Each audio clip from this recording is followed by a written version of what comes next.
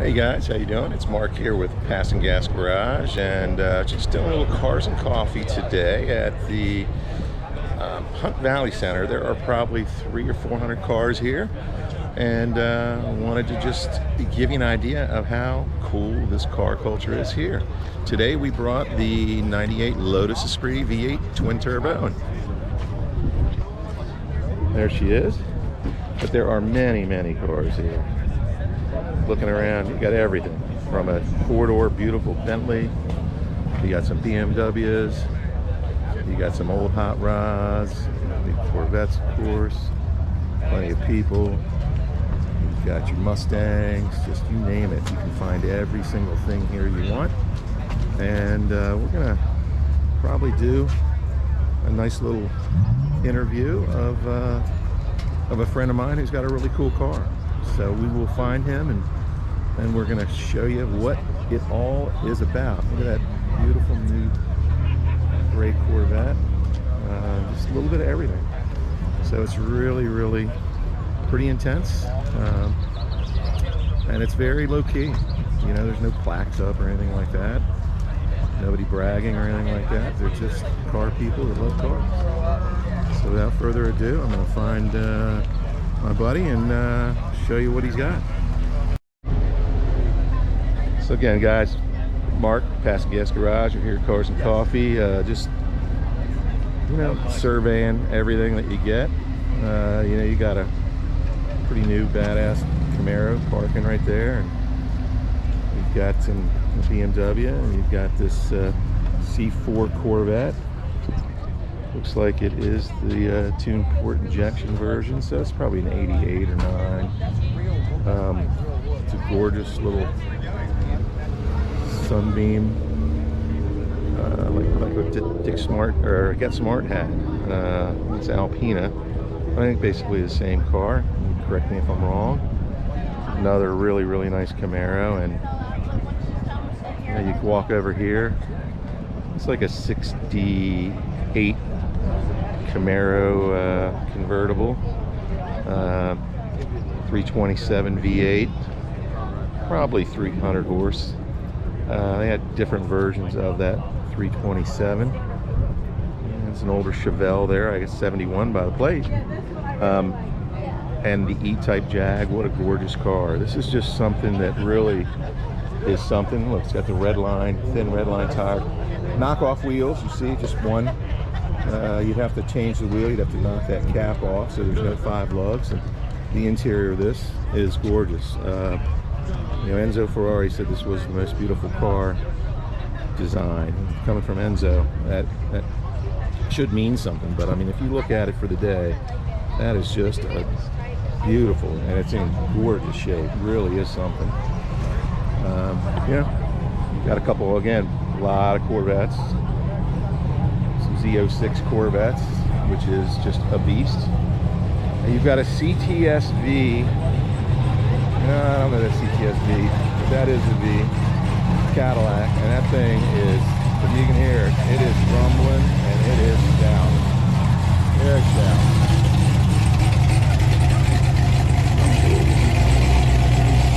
That's definitely not factory.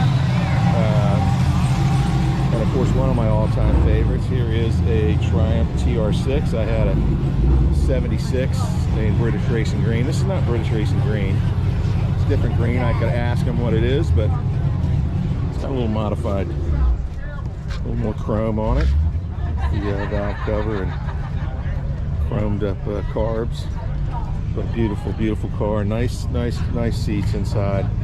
I don't know if they had this much bolster on them, my memory, but I love the wood dash. I think it's one of the prettiest dashes that there were, and in great shape. If you look closely there, where above the shifter to the right, you see where it says choke. These are manual chokes, so you had to pull the choke out before you started them, and people would always put their thumb on that ridge right at the top of it, and it would bust it. So this one has not been done. Who doesn't like the flags in the back? That's just completely badass. Love the luggage racks. Nobody uses them for luggage, but it's just something that's there. Makes it very heavy, believe it or not. That's a big trunk lid. Skinny 15-inch wheels is what they had on them. But this one, and he's put in, if you can see, an auxiliary lighter function underneath. Smart idea. You can put a radar detector if he wants, and that's not the stock wheel. That looks like a replacement wheel, so a little smaller, just a little more sporty wheel, but a gorgeous car. This year, it's got the rubber bumpers, so it's probably 74 to 76 is my guess. They stopped making this in 1976. I could look at probably the sticker over there, but it looks like a very nice car. He's got the new radiator. You know, originally the radiator hose for this one right here would have been green. That's what they did. They were like this kind of fabric-y hose, and these carbs right here, Zenith Stromberg carbs, right here you have to put oil in them, and it's a little damper in there so it runs right.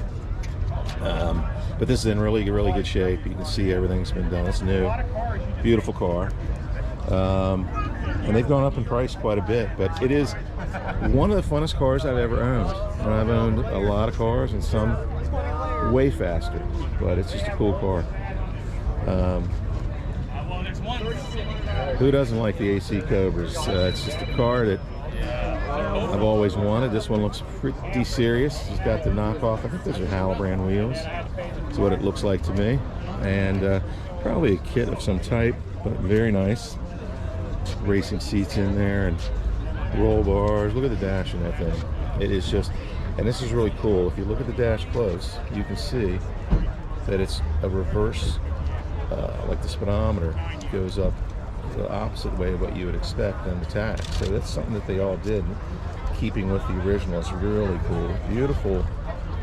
It's just a race car on the street. That's just gorgeous. And I don't know who makes this one, but I understand there's a lot of different kit car manufacturers, but this is something that now here's the deal. So I had an old Corvette with side pipes like this, and one of the problems with that is when you get out of the car and you're not paying attention, you're wearing shorts and your leg touches that, you're getting burned. So it's something you absolutely got to pay attention to.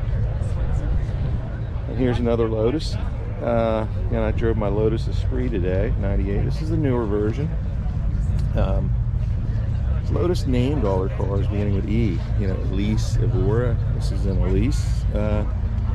Small, very well-handling cars. Toyota drivetrains in them. Not a bad thing. Very small. This is a little mini race car on the street. Is all this is. This is light.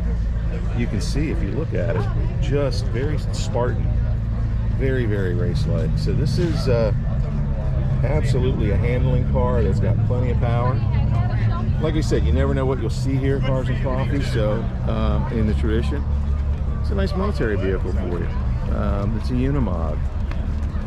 This is, I believe they were, yeah, it's a Mercedes from Germany originally. Complete with ride gear up top, whole thing. So, I spoke too soon.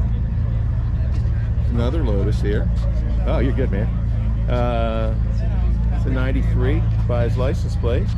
So this would be the 4-cylinder turbo version of the Lotus. And I think this is a guy that's part of the Lotus Club and is in, we did a picture down south, and he has two. I believe he has a blue one also. And of course there you have the Evora over there. So this is a turbo 4-cylinder. Again, very similar in stature to my 98, but they changed the design slightly, as you can see. But also just, and the interior is different in this. If you were to look at the interior, just a different dash layout, actually a little more informative dash, but they kind of knew they needed to change some things around. They did what was inexpensive is what they did. So there you have it. And we will find some more cars and do a continuation. All right, so like I said, it's Mark, Passin Gas Garage. You see, we're still at the Hunt Valley Cars and Coffee. There is everything and anything that you can see. New cars, old cars. Got a friend of mine who is here. I don't want to tell you what he's driving, but I'll know once I see it. I think we're on the lookout for it. I'll give you a hint. It is a white car, so we'll see if we can find it.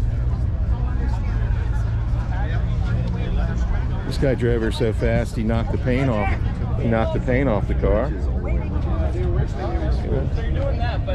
So this is definitely what people would refer to as a rat rod, where it's just pieced together. It is actually it looks like a Chrysler motor because of the distributor.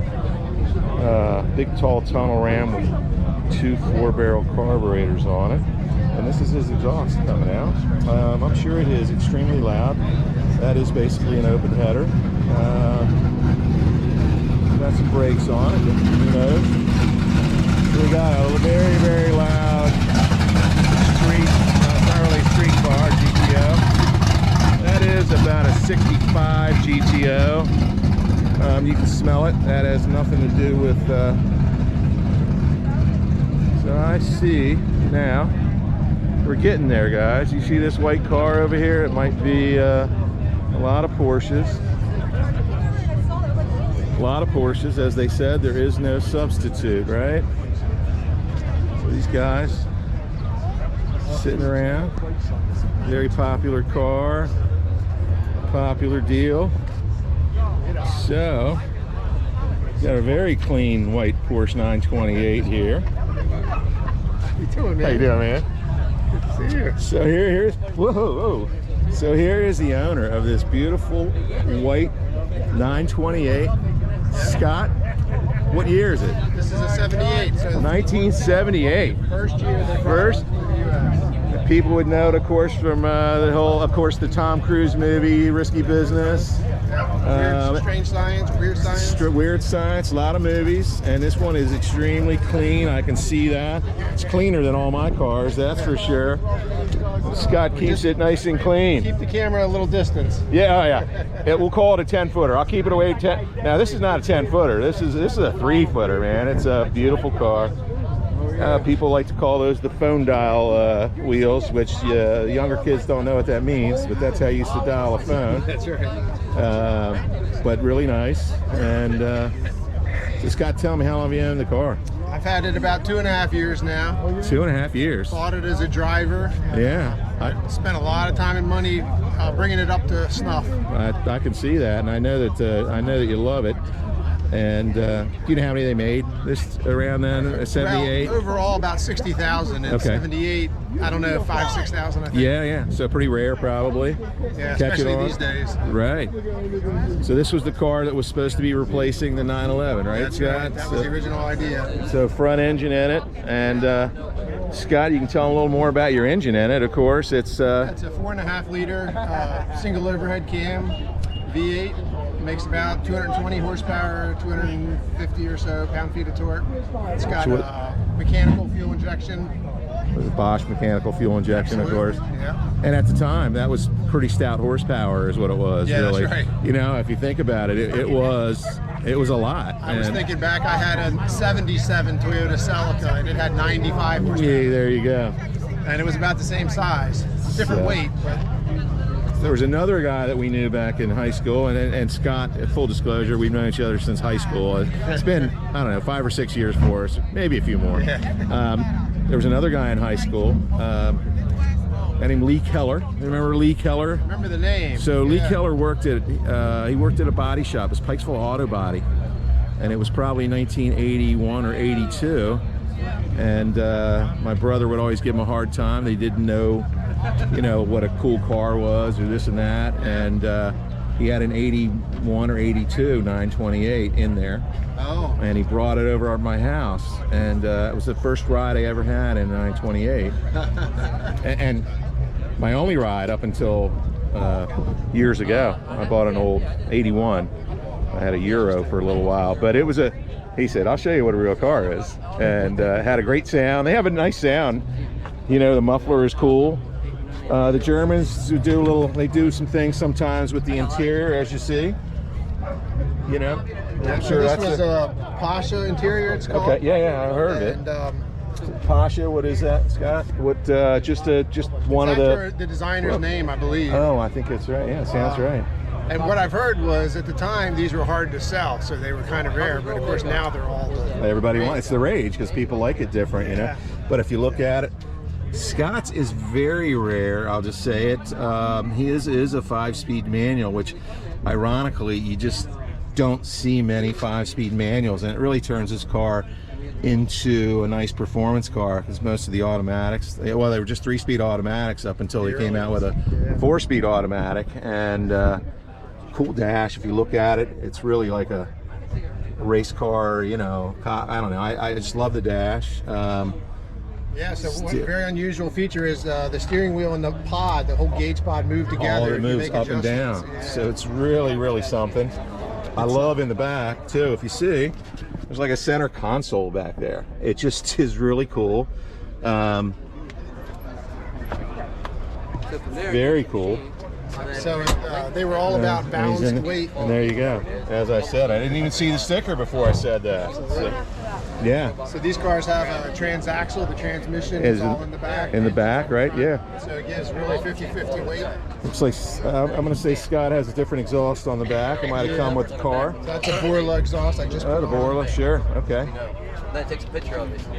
What a beautiful, I think, design and all. Of course, the Porsche aficionados, they got all upset with hearing the 911 was going to not be anymore, I guess, and this was front engine, so Porsche decided to keep it going. And an interesting, let's call it a perspective. If you look at the history of Porsche designs, this is the only car that Porsche started with a clean sheet and made a design all by themselves. Yeah, it makes sense because there's all the 911s really come from the Speedsters and 356s. The Beetle. The Beetle, yeah, sure. The 914 was a VW car. The 924 was an Audi car. Everything more recent was done on a shared platform with Lamborghini or whoever. Right. Yeah, well, I think Volkswagen owns, you know, so huge. Right. Audi owns Lamborghini, so you know, you really. I think that happened in either the late '90s. I can't remember the exact date that they bought. Point out one other interesting item. 1978, Porsche had won the 928 won Car of the Year. It's the only sports car to ever win that award. Ah, how cool is that? And they were eating popcorn. Yeah, I had a 928. It was an 81. It was a Euro model.